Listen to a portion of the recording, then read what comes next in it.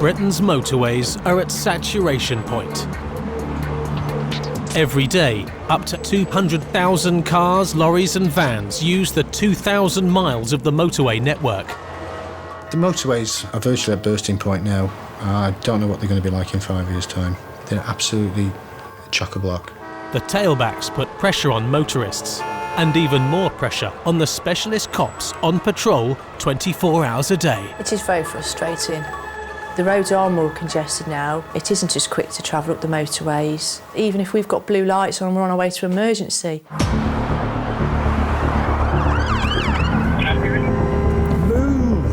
Sharon Smith and Mick Goodrich of the Central Motorway Police Group are just north of Stoke in Staffordshire.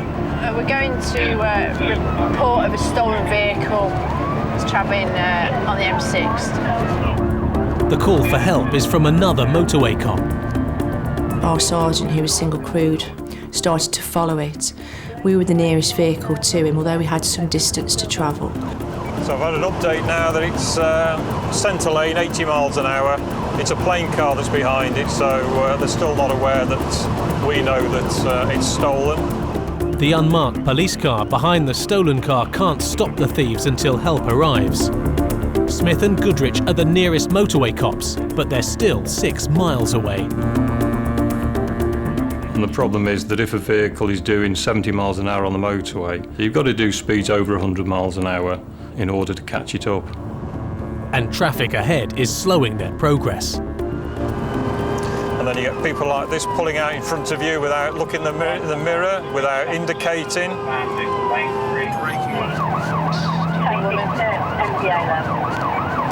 The cops are forced to take a faster route.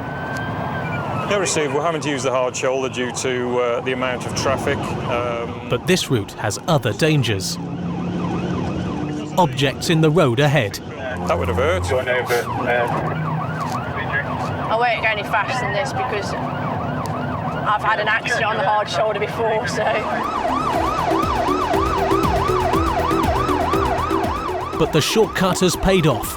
The stolen car and the unmarked police car following it are now just ahead. The cops now have a decision to make, to try to stop the car now or wait for more help to arrive. In an ideal situation, we like at least 3, maybe 4 vehicles really to stop a stolen vehicle. But on this occasion, there was only the 2 vehicles and you just have to make the best of it, really.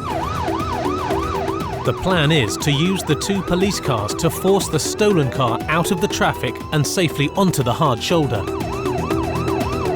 We took the front of the vehicle to indicate that we needed to stop him, and the sergeant took the rear of the vehicle. As the car slows, it's clear their plan hasn't completely worked out. The thief is stopping in lane 1, a very dangerous place. He stopped in the carriageway. Now the cops must act quickly to get him off the motorway. Open the door! Open the door! Get out! Force must now be used. On the floor, hands behind your back. It probably was a bit scary for the driver, but that's the whole intention. That was silly! It just gives us those precious few seconds in order to get him out and get the ignition turned off. OK, you're under arrest on suspicion of theft of a motor vehicle. You don't have to say anything, it may harm your defence if you do not... What we'll do is sit you up and we'll clear the glass, OK? Right, carefully, OK? Do as you're told. Move around in. To no harm. Bend your legs Bend your legs up. So you can sit up. 932 in custody, lane 1 blocked at this present time. We've got success, we've got 2 in custody, we've got a car. Once you've got them, you know, you've got someone's vehicle back, someone's pride and joy, you've also got some people that are responsible for it, because sometimes you don't get that. You'll get an abandoned stolen vehicle with no offenders, so it's quite an achievement, really. But the motorway cops can't celebrate for long. Just move it on the hard shoulder, let's clear the carriageway. The blocked lane has created a 2-mile tailback, causing danger for other drivers. Once you start stopping in lane 1, people start looking at what we're doing, and they're stopping and not looking what they're doing. Then next thing is, someone bumps into the back of somebody else, and then you have an accident on your hands as well.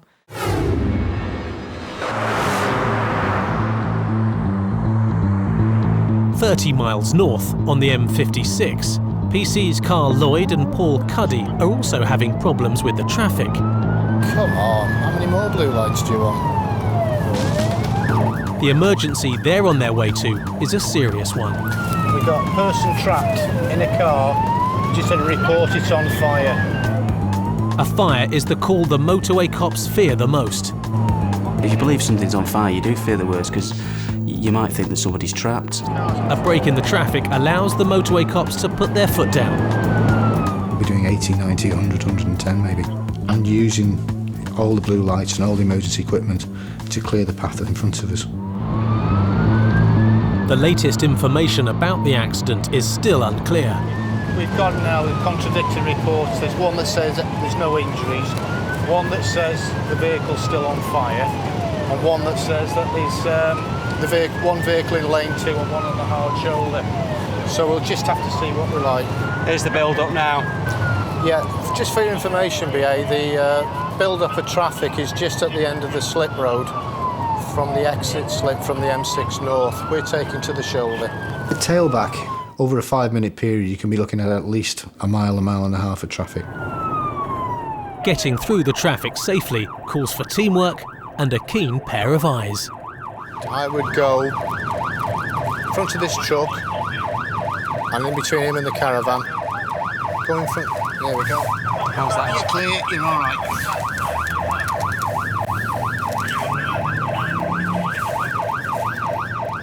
The accident is just ahead. Okay. No, hang on, we're gonna get behind this. One of the cars involved has spun onto the hard shoulder. The other car has hit the crash barrier. The good news is there's no fire. That's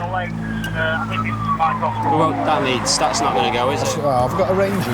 The first thought is that when you pull up behind that car that's in lane 3, you want to make sure that there's nobody inside it and trapped. The vehicles were badly damaged as a result of the collision and hitting the barriers. Amazingly, the drivers have walked away unhurt. Are you all right yourself?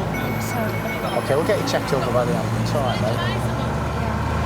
The 2 drivers of those vehicles had a very, very lucky escape. If it wasn't for the people behind them in the other vehicles who'd been able to react to what they've seen in the carriageway, things could have been a lot worse.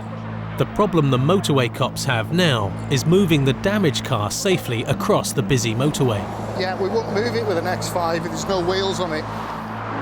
The danger is that there's going to be an accident at the end of the tailback. Therefore, our main priority is to get the road clear so that we reduce the risk of another collision occurring. But the cops and the traffic must wait.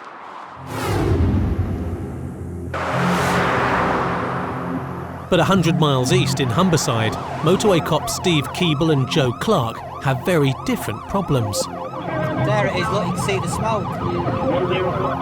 A fire on the motorway. And this time, it's not a false alarm. We've got a lorry on fire, junction 2 eastbound, which is the other carriageway, and the smoke's going across 2 other lanes now. The smoke from the fire is causing chaos.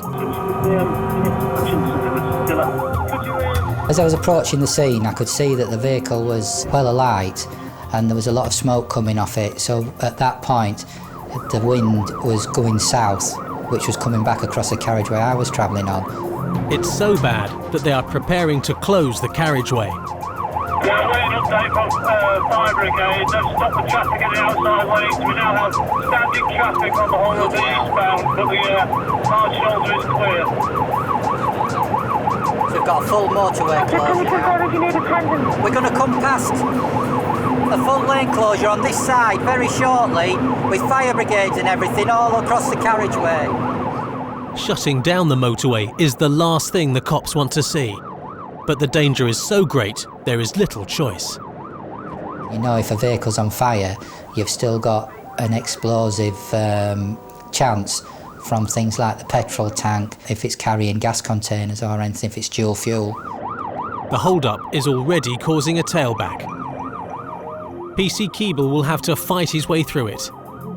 It meant me going up to junction 1, which was like another 8 mile away. We turned round and I was actually on the eastbound carriageway. Obviously there was a lot of traffic building up and I was coming down lane 3 and my only option would be to go down the hard shoulder. Just 5 minutes has passed since the motorway was closed, but the traffic now stretches for miles. Very quickly, we'll have 3 lanes of standing traffic backing up for 2 or 3 miles if we've done a full motorway closure.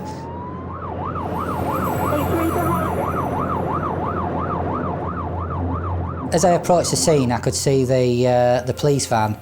I recognised them as Scunthorpe officers, so I asked them if they could give me a quick update. We've got a driver in our van. Yeah. What he said is loss of power, pull on the hard shoulder. Just an eruption in flame. The driver will be quizzed by PC Keeble. Jumping back seat to my car there then. The driver was pointed out to me and he was obviously shook up and quite distressed, and I think he'd started to dwell on what could have happened. But the fire brigade also need a word with him about the amount of fuel still on board. Driver, fella? Yeah, mate, yes. How much fuel did you have in? There's about 900 litres. Is there really? Yeah. Okay. When there's a vehicle on fire or hazardous chemicals involved, then the fire brigade are in charge of that scene. There's about 900 litres of fuel in, so... Is there? We'll stay back then? Yeah. OK. It's gone up in flames. It's carrying about 800 to 900 litres of fuel, so the brigade's asked us to stay back. Fire and hazardous chemicals is their specialism. Ours is to keep traffic flowing, so we let them do their job and leave them to it because they're the experts. The fuel left in the tanks is now leaking onto the carriageway. If there's been such things as diesel spillage, oil spillage, the road stays closed until that spillage is wiped up. Diesel on a road, it turns it into an ice rink. Obviously you've got things like motorcyclists or other cars, you don't want them going onto diesel or oil, which is just going to cause another accident. Only one lane of the carriageway is open, not enough to clear the tailback. You're aware that that's the main road and it does carry a lot of traffic, and even a slight delay, you'll know for a fact that traffic is building up right down the carriageway.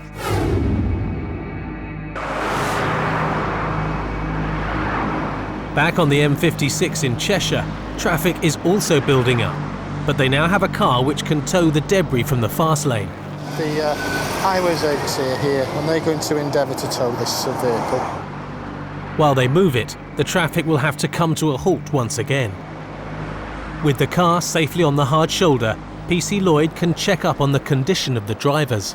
Is your neck sore or anything? I think I might have banged my head on the window. All right. Here's the fast response ambulance coming just to check you over. I mean, the car's a bit of metal. You're all right, that's the main thing, yeah? If you start feeling faint, just sit there because you're looking a bit pale at the minute. All right. With the backlog of traffic clearing, the cops can finally start the investigation into what happened. You try and find out what's caused the collision, and if there is any blame to be apportioned, it can be done at a later date. The outside lane into the middle one, and the car must have been coming from it inside. Having spoke to everyone at the scene, it appears that it was just a momentary lapse of concentration on both of their parts. One moved out, one moved in. It's only a glancing blow, but it's obvious that both have been in the other's blind spot.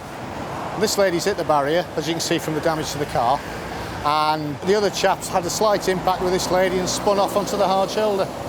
Are you the owner of the car? It could have been a lot worse. We could have been looking at fatalities because of the dynamics of the collision more than anything else. Fortunately for everybody involved, there was no trucks nearby. A heavy goods vehicle will go through a car and the result is carnage. We've got all the details of the witnesses. We'll put an accident form file together and we'll go from there. Fortunately, there's no injuries, which is a bonus really.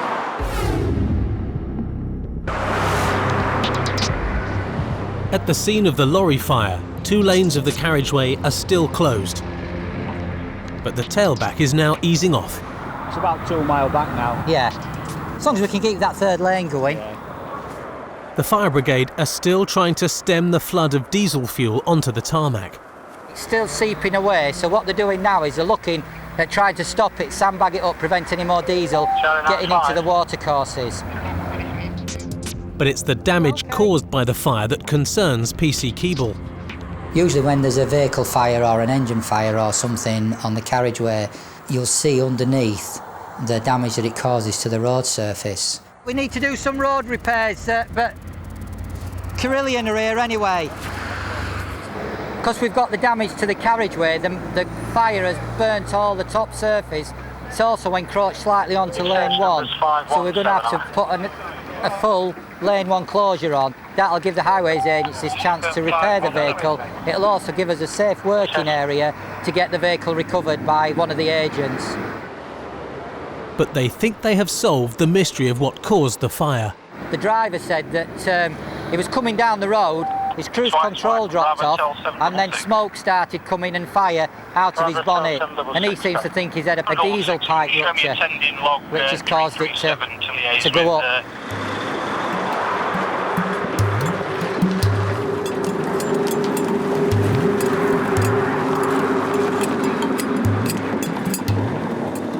Some scraping off that, I know, because it'll melt itself into the... Oh yeah, I know. With the lorry on its way, the full extent of the damage to the road surface is revealed. The whole of the tarmac top had been melted away, and then because of the heat it had burnt away as well. So once we've got the lorry recovered, then that in itself is a hazard. Major repairs are needed. They're just checking it, and then you're going to put a full lane 1 closure on and sort this diesel out. Thanks. A team of engineers will be on the job all night. The highways agency are now going to go clean all the debris up, and also the diesel that's in that gully there that's dammed off at both ends. We're going to resume 3 hours later, and we're all on our way.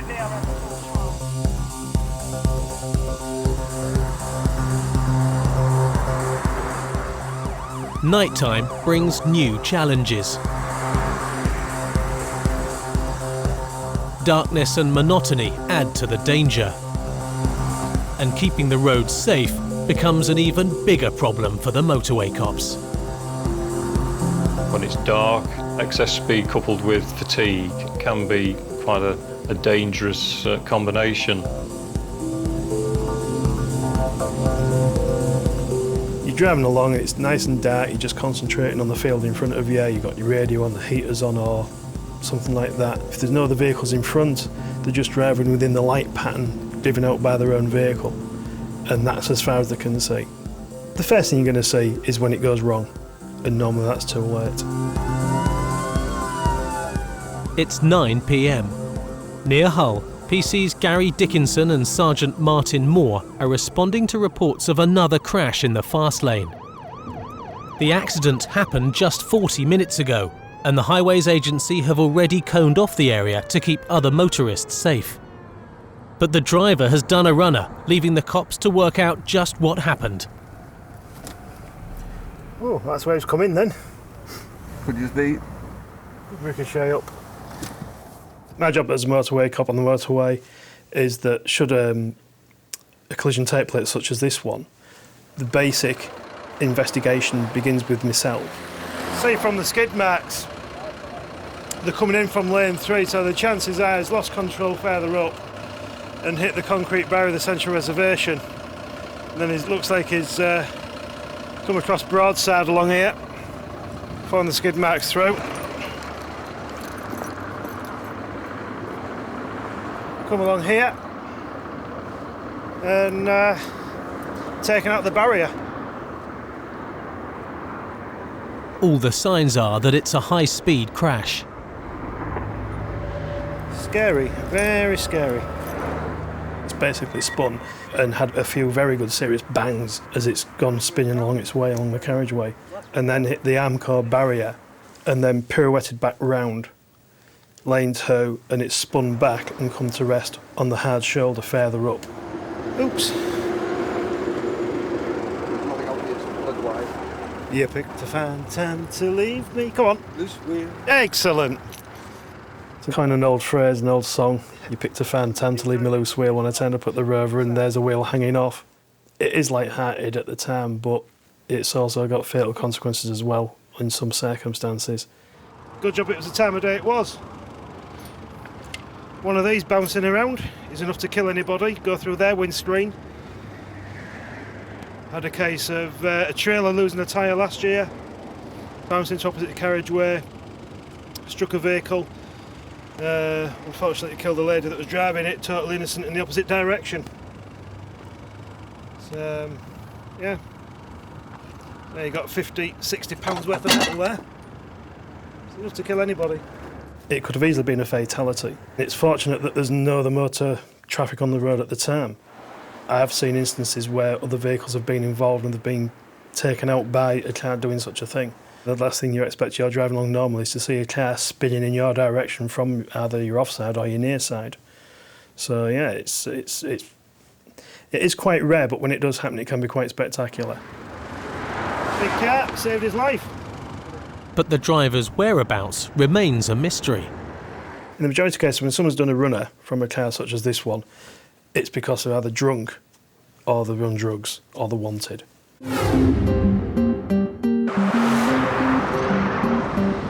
10 miles north of Birmingham, PC's Jan McNamara and Gary Williams are taking advantage of the dark roads. I love working at night. One of the biggest pluses is that you can actually sneak up on people when they're doing things that they shouldn't be doing. Just ahead, they've spotted a car and its passengers taking a break on the hard shoulder. Where are we? Initially, it looked like the chap that was outside the car was actually relieving himself at the roadside. Decent exposure. Which we both take exception to. It's not a public toilet. I think he still is. You all right, mate? He's still there, do you? To stop on the hard shoulder purely and simply for a call of nature is illegal. I want to know why has he stopped here and now? What I wanted to do initially was to find out what they thought that they were actually playing at. But if it turned out it was for the urination, then I was going to assume with a ticket. Toilets. The first thing that I needed to do was identify who the driver was. You're driving, are you? Yeah. Got your driving licence with you, please? Sorry? Driving licence? It was quite obvious that there was going to be a language barrier. Your driver car. Where are the keys? Keys for the car. We contacted an organisation called Language Line, which we do use quite a lot, as the people that we deal with are quite often from foreign countries. So the guy who's sitting in the back produced a licence from China. But there's a problem. That says category C, yeah? Vehicles over 7.7 pounds. But it doesn't say passenger cars. Because it's an international driving permit rather than his actual Chinese licence, he's actually not allowed to drive. He has to produce his licence as well to drive on the road over here, so he's technically driving with no licence. Now the cops have discovered a new problem. The man is claiming it wasn't him driving. Yeah. It was his mate. Apparently he's not the driver. Oi! Not allowed to drive, are you? PC Williams is now checking out the other man and his licence. Right, he's just given me a Chinese international driving licence. All right, can you ask him how long he's been in the UK and what he's actually doing in the UK? They told us that the driver had been in the country for 4 years. Unfortunately, because he's a non-EU licence holder, he's been here for 4 years, so this does not count. Can you tell this Chinese lad that we've got here, his licence is only valid for the first 12 months, OK? He then started to change his story on how long he'd actually been here. He's what? He's just told me he's been here for 4 years. Yeah. Lying now. Yeah. Their stories just don't add up. Well, it is rethought his length of stay in the UK, and apparently he's only been here for under a year now. So amazing. Certainly, I'm starting to think that maybe there may be a little bit more to this than meets the eye. I'm not going to give this chap the benefit of the doubt. We are going to have his car off him. Plus, we're also going to do an immigration check just to find out exactly what his status is. Thanks. Hello. PC Williams is going to take them in for questioning. Can you tell him that he's going to be reported for the offences of stopping on the yard shoulder and urinating on my bank? All right. Also, he's driving his car without a valid driving licence.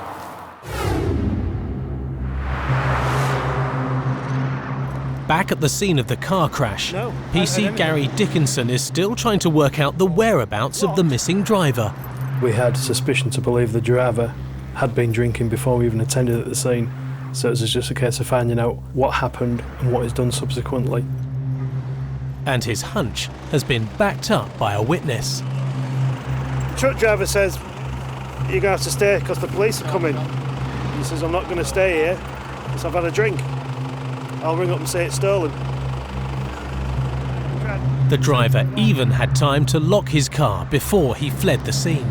The vehicle was totally secure, it was locked up, there was no keys in the ignition, there was no damage to the ignition, so we know the car's not stolen unless it's been subject to a house burglary. They're a bit daft when they get drunk. I'll go to the pub, I'll have a few sniffs, then I'll ring up and say it was stolen. Taking keys with them.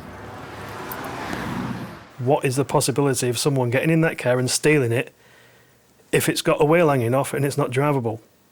Nil. The chances he's out there having a little look at us. Well, as I say, it's been an hour and 20. He's got sufficient The cops have identified the owner of the car. He's not at home, but PC Moore has managed to speak to his wife. Obviously, we've tried to convince her that we need to make sure that he's safe and sound, basically, first and foremost. There are concerns he could actually stagger back onto the motorway. We've got to rule that out. And we've asked to get back in touch with him, because clearly there's some contact with mobile phone with him, to say if he doesn't come to our attention fairly soon, of his own volition, if you like, it's just going to get worse and worse for him. Certainly, he's going to end up having a chat with the magistrates on this. They're not going to be overly impressed. The resources that we're having to throw in this and the time. You've got 3 patrols, sergeant. We've now got a dog unit arrived to check to see if he's not injured and laid in the ditch. We could be doing much better things than having 2 lanes of a motorway closed, searching around for someone that's decided to drink and drive. They deserve the book thrown at them. They deserve everything they get. We want to see justice done when it deserves to be done. And for a case where you know that someone's been drink driving and they've done a runner, it does frustrate you because they need to be brought to justice before they go out and do it again, thinking they've got away with it once, they can do it again, but the next time they're going to kill somebody. 120 miles away, at Bloxwich Police Station near Birmingham, the 2 men suspected of driving with dodgy licences are being booked in by PCs McNamara and Williams. The cops are using a system called LiveScan, which compares their prints against the police database to check their true identities. It's almost instant.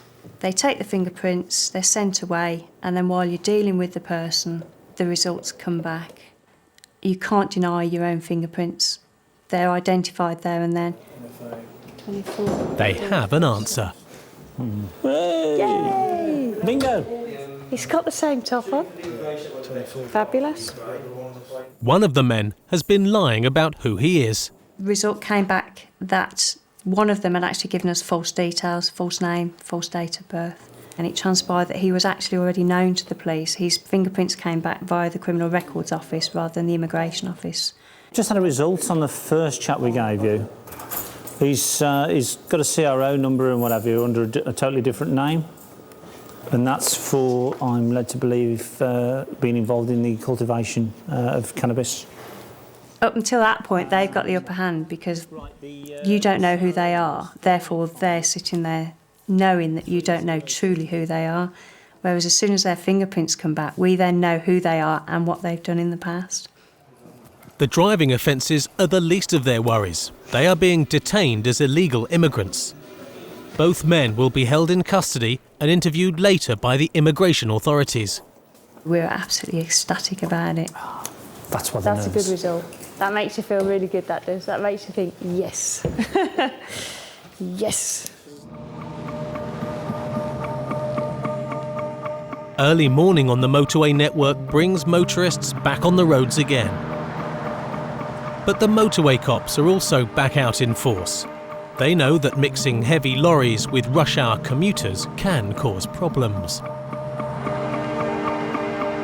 Especially when some people are a little too keen to get to work.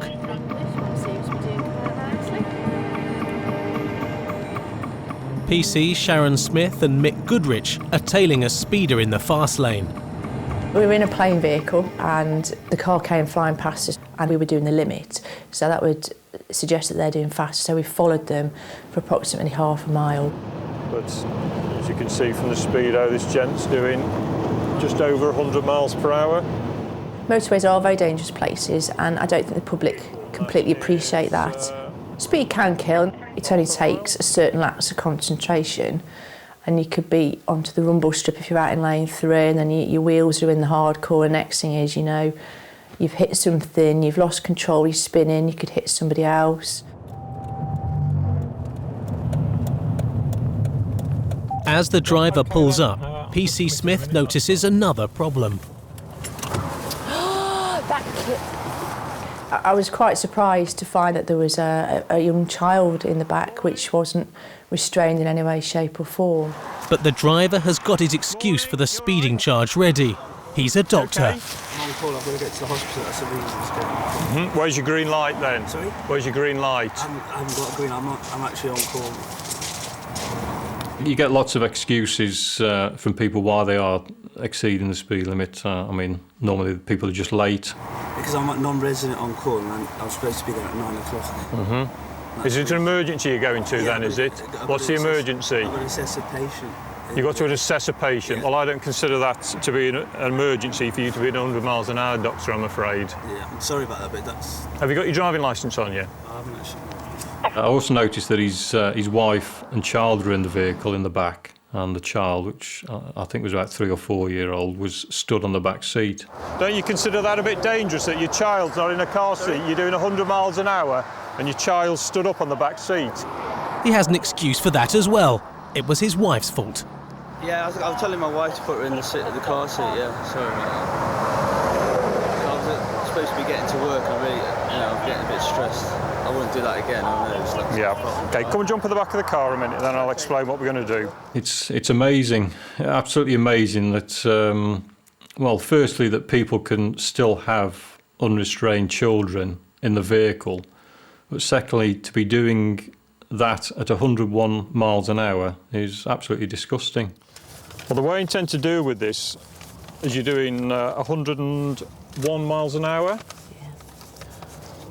Is I'm going to have to report you for the offence, so you will have the facility to go to court to explain to the magistrates why you're doing this sort of speed. Can I lose my licence? Magistrates have to consider disqualification of any speeds over 100 miles per hour, yeah. So now the speeding driver tries to pull a fast one. Can't you just say it's under 100? We're not allowed to do that, are we, really? To pull a fast one and ask for you to lower the speed limit, it's a bit out of order really, because that wasn't the speed he was doing. He was doing 101 mile an hour. We're not there to barter. And you must put your child in a car seat, doctor. That is so dangerous doing that. Yeah, she was in the seat and she was a bit sick. And I know she took her out and then was going to put her back in. Doing those speeds and a child out of the car, if you were to have a crash. I've got 2 young children myself and they don't go anywhere without the belts on. If he'd have had an accident at that sort of speed, the child would have been thrown all around the vehicle and possibly out of a window. So if I get going, because I'm... I won't keep you long now.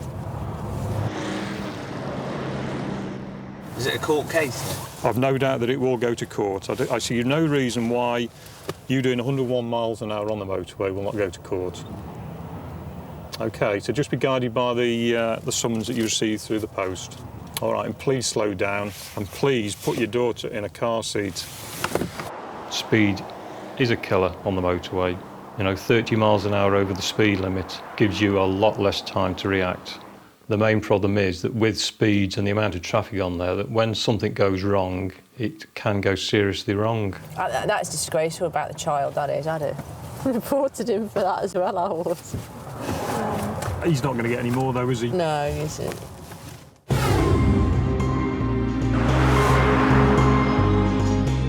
It's not only speeding motorists who put other road users at risk. Last year, in England and Wales, uninsured drivers caused more than 130 deaths. Now the motorway cops are cracking down on those who drive without insurance. Specialist in-car equipment can read every car number plate and check it against a database to find the offenders. PC's Williams and McNamara are using it to scan the cars ahead. Insurance. Mike Alpha Oscar Tango 33 for code 2 PNC check please. No MPR hit 5 to 6. Drop well back. A double check with the police national computer confirms their suspicions. When we get an opportunity, we're going to stop this Golf that's travelling in lane 2 on the M6 North.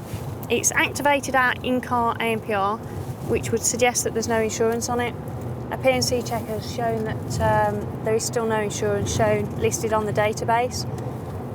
And because of that, we're going to stop him and see what the story is. Find out if he's actually got insurance or if he's one of the many travelling without it. But not all the motorway cops' equipment is high-tech. Unfortunately, the vehicle we were in didn't have a message board, so we had to use the sign that I'd made earlier. We're going to basically get alongside him, attract his attention, and follow me, signer. Right. Yeah, he's got it. No insurance on one car can impact on every single other car that's on the road.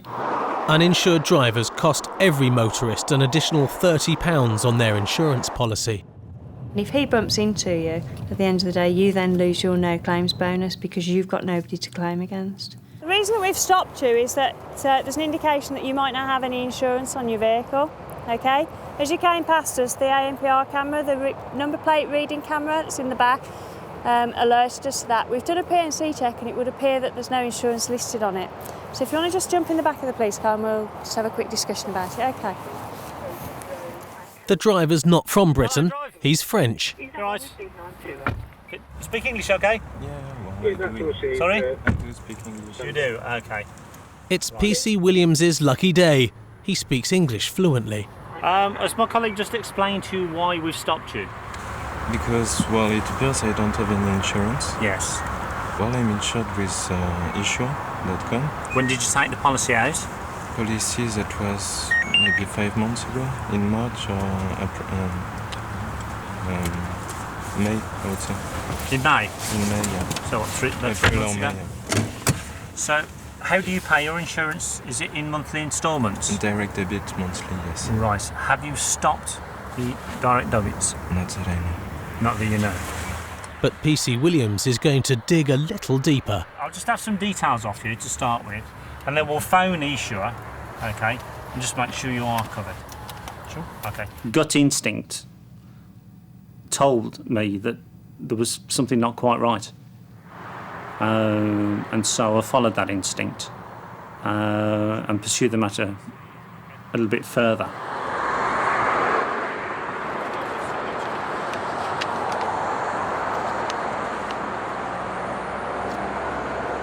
He showed me his insurance certificate, and on the face of it, it looked to be okay. I take it it's not insurance. If the national computer says that you've got no insurance and they produce an insurance certificate, then your sort of alarm bells start to ring. You start to think, well, has he maybe cancelled the insurance, or the payments haven't been taken out of his bank account, or he's defaulted on the payments? Either it's a dodgy note.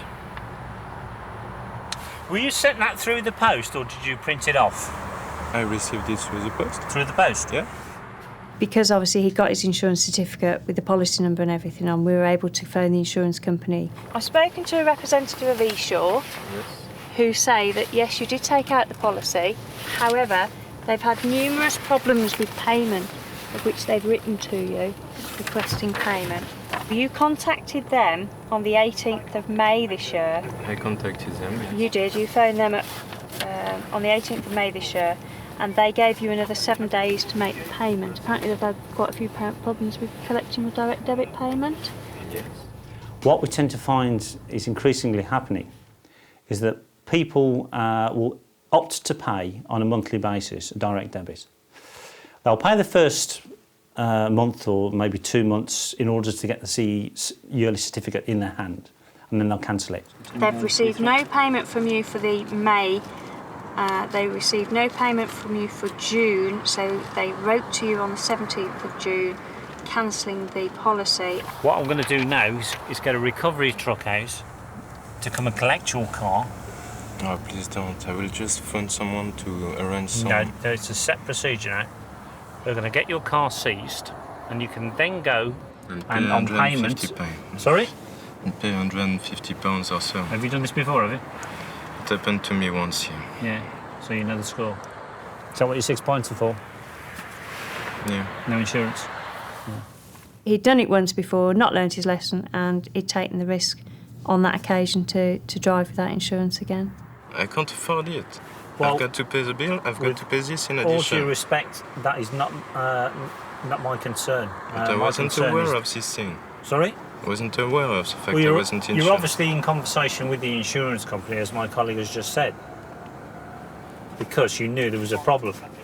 He obviously hasn't learned his lesson, though. And people don't learn their lesson. They think they can get away with it. But now we have no option but to seize vehicles, and we have the powers, the government has given us the powers to seize those vehicles, which hopefully will reduce the number of uninsured drivers on the road.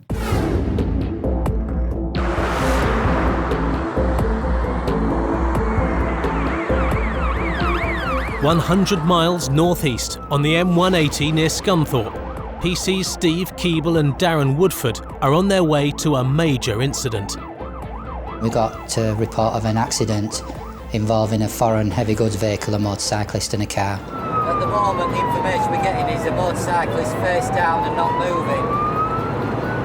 We'll obviously assess it when we get there and decide on the severity and how far we need to go with it. Usually when there's a heavy goods vehicle and a motorcyclist involved, then you're looking at serious injuries. Accidents involving drivers from abroad have increased by nearly 50% in the last 5 years. This accident occurred as the lorry driver was leaving the motorway. There seems to be a lot of foreign lorry drivers now employed by English haulage companies, and most of them are competent drivers. They're professional drivers.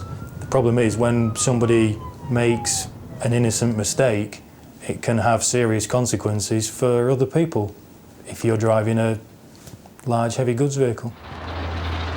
2 fire trucks and an ambulance have already arrived.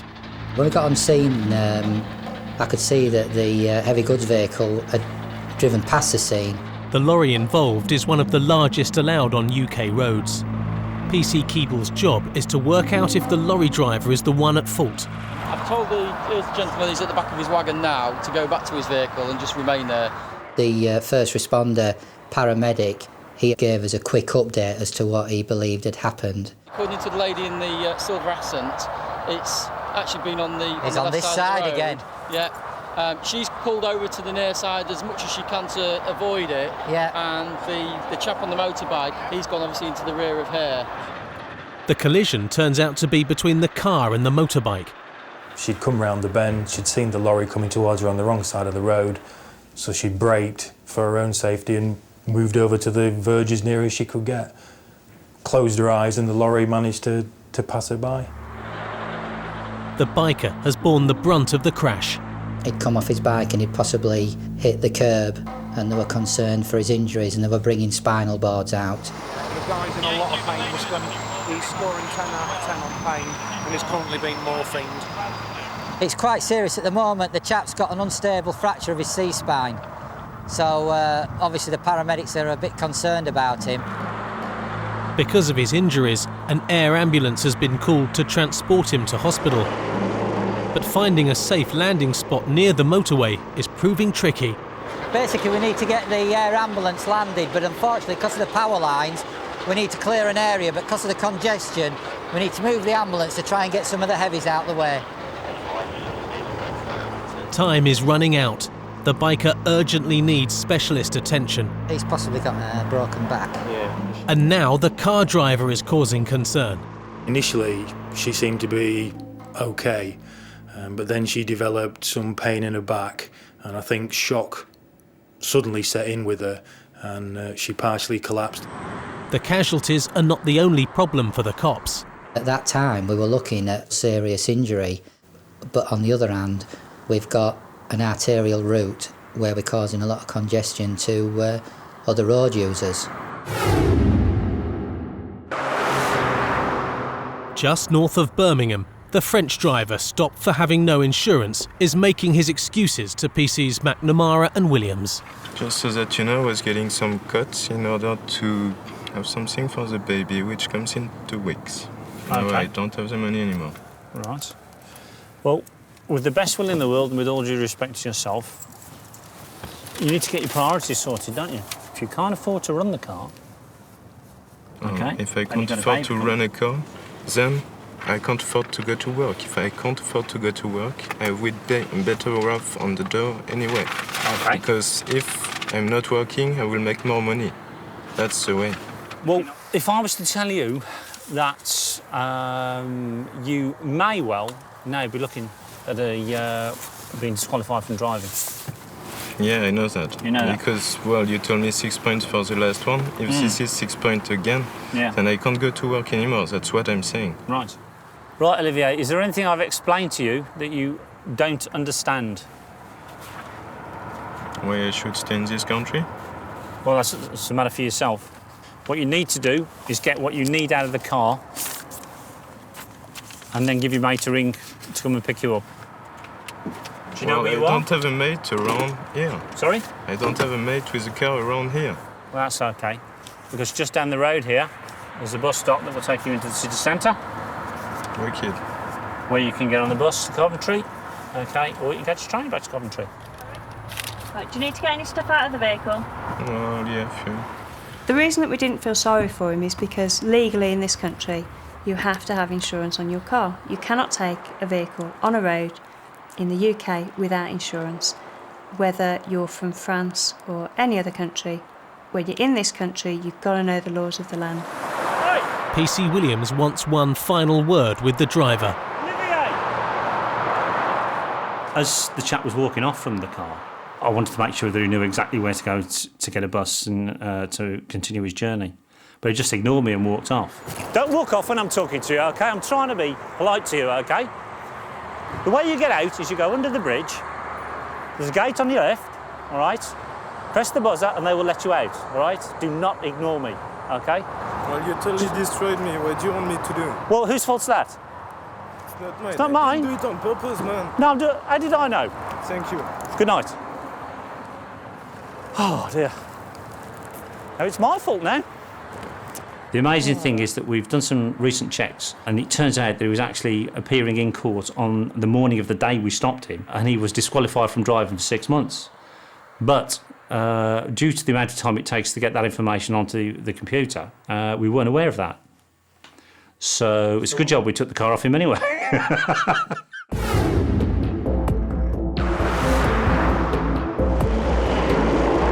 Back in Lincolnshire, the motorway cops have cleared a landing spot for the air ambulance to take the injured motorcyclist to hospital. But the landing will be tricky.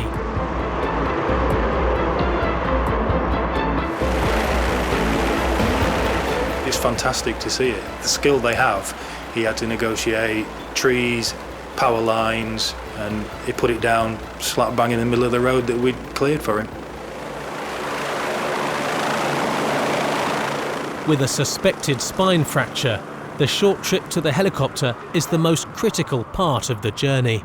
If you don't stabilise him, then there's a chance if he moves his head or his body or anything, he could actually sever his spinal cord and end up paralysed.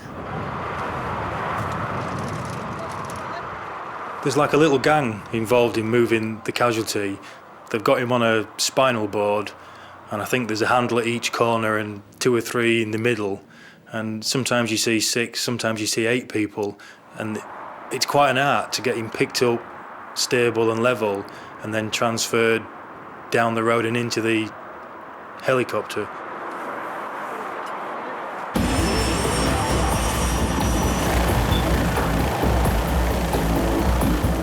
The air ambulance can only take one passenger, so the car driver will have to go by road.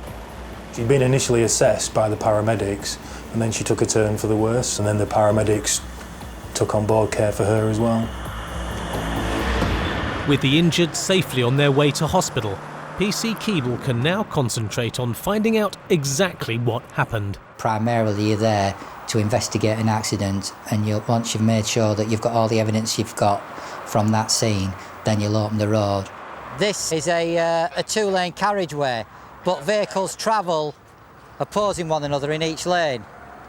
The Polish lorry driver, for some reason, has maybe thought that this is a dual carriageway, and he's actually moved on to the offside of the lane. We noted where all the vehicles were. There'd been no contact between the heavy goods vehicle and the car. It had just been a rear end between the motorcyclist and the car. Once again, there's a language problem. We've had a serious RTC involving a Polish driver that hardly speaks English. We're bringing him through to spin him. Can you organise a Polish interpreter for us while we're en route? We're going to take him through to Scunthorpe and interview him with an interpreter. And it might even be with a view to put him before the courts in the morning if the CPS or whoever makes them decisions decide what we're going to do with him. The driver may face charges, but it could have been much more serious. 30 yards further, 40 yards further round the bend, the lady might not even have seen the lorry until it was too late. The lorry could easily have gone over the top of the car, crushing or seriously injuring the driver. He could easily have had two fatal.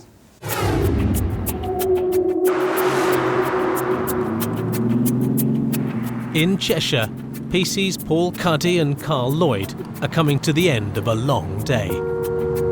I was just about to finish my shift and go on holiday, and Carl was taking me to drop me off, and we joined the motorway from the services, and we saw four girls stood near a car, and I thought, just my luck. Oh dear. Motorway cops are not usually allowed to help fix problem motors, but this is an exception. It's dangerous to stop on the hard shoulder anyway, but where these young ladies had stopped was even more dangerous because of the trucks that were exiting from the services onto the motorway itself. Where are you off to then? Blackpool! My birthday weekend. Go on and do the nuts on that front wheel. Yeah, I'll show you how to do it. At least I get some nuts this weekend. Well, with the best will in the world, I don't think between the four girls they could have changed the tyre. I'm Jenny, this is Karen, this is Kate. That's Tracy. The girls had started to get the luggage out of the boot to get to the spare tyre, and the luggage was everywhere, and they were standing on the side, on the hard shoulder, which is a dangerous place. if you just stay on the side, mate, because this is why we wear big yellow coats. And the last thing we want is somebody parked on the hard shoulder and getting hit by another vehicle. The girls and their car are on the move again. We decided to move the car onto the side, and Carl got in the girls' car to drive it round, and there was obviously no room then for one of the passengers, so she ended up coming in the police vehicle with me, which I think was a bit novel to her. It's lucky Tracy spotted that. Well, she felt the tyre when she was driving, luckily. What is it, just knocking, is it? It's got a massive bump at the edge, in the inner edge. How's she noticed that, just when she's driving? Yeah, just when we pulled out of the service station just then. Right. Because if that had burst, then we probably would have crashed when we were. Well, you might have done, yeah. Yeah. It's not something you carry on with, is it? That sort of thing, travelling at 70 miles an hour, could cause a major blowout. That would drag you off to the near side, and no matter how good a driver you were, you're in the lap of the gods. But a detailed examination reveals the girls' problems aren't over. We found out that the spare wheel was flat, the tyre was bald, and there was no jack, and there was no handle to wind the jack up, or even the spanner to undo the nuts. It's an expensive breakdown. It'll cost you for the quick service, won't it? But it's just one of those things. I know, no drama. Do you know what I mean? Just another story to tell the grandkids, eh? They were not from the area, and they didn't really know what they were going to do in relation to getting the car repaired. So we just gave them a bit of advice, really, and a little bit of help to get them on the way. All right, look forward to speaking to you again. All right, bye. Save us. Right, cool. Got to wait. He's going to call back about 10-15 minutes. Right. With the quote and... OK. You go and park on the car park down there, take it nice and easy. Yeah. Limp off. And then just hang on there. He's a lifesaver. We will make it to Blackpool. It could have exploded and we could have all died. If it weren't for these lot.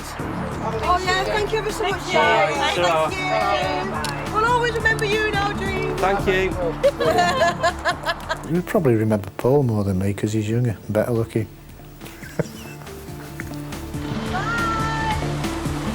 At least they had the sense to stop on the hard shoulder rather than try and make it to Blackpool. So we'll go and drop Paul off at Burton Woods so he can go on his holiday. That's part of the job where I have to give a little, and it's to help other people, and that's what I joined the job for, to help other people. The driver of the stolen car was found guilty of taking a vehicle without consent and given a community order. The passenger was released without charge. The driver who did a runner after he crashed his car was not prosecuted because of insufficient evidence. The Chinese driver, who stopped to relieve himself on the hard shoulder, was found guilty of driving without a licence. He received 3 points and was fined £75. Both he and his passenger were in the country illegally and are now awaiting deportation. The speeding doctor was not disqualified, but he received 6 points on his licence and was fined £600. The disqualified French driver with no insurance received a further 7 points on his licence and was fined £250. The Polish lorry driver involved in the accident with the motorcycle and the car was charged with driving without due care and attention. Police believe he's now in Poland and unlikely to return to the UK. And the 4 girls were sent on their way to Blackpool with a ticking off from the cops.